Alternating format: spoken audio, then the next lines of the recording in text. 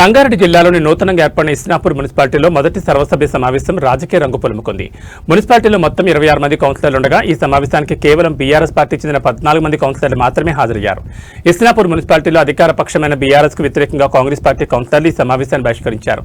మొదటి సమావేశంలోనే తమ నిరసనను వ్యక్తం చేస్తూ వారు గైర్హాజరయ్యారు. కౌన్సిలర్ల గైర్హాజరీ ఉన్నప్పటికీ సమావేశాన్ని యథావిధిగా నిర్వహించారు. ఈ కార్యక్రమంలో పటాన్చెరు ఎమ్మెల్యే గూడెం మహిపాల్ రెడ్డి, పట్టభద్రుల MLC Chintapandu Anjireddy, municipal chairman, vice chairman మరియు బీఆర్ఎస్ కౌన్సిలర్లు పాల్గొన్నారు. మున్సిపాలిటీ పరిధిలో చేపట్టాల్సిన అభివృద్ధి పనులు, మౌలిక సదుపాయాల కల్పనపై సమావేశంలో ప్రాథమికంగా చర్చించినట్టు తెలుస్తోంది.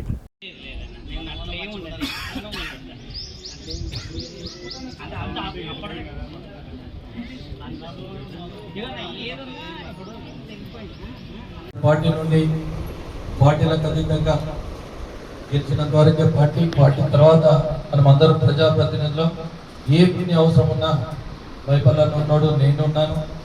మీ ఏ పని అవసరం ఉన్నా ప్రజలకు అవసరం అవసరం గెలిచిన కౌన్సిలర్స్ అందరికీ పేరు పేరున నమస్కారం తెలియజేస్తూ మీడియా మిత్రులకు అందరికీ నమస్కారం. దీనికి ముఖ్య అతిథిగా వచ్చిన మహిపాల్ రెడ్డి గారికి, అదేవిధంగా చైర్మన్ సుమలత గారికి, వైస్ చైర్మన్ మాధవ్ గారికి,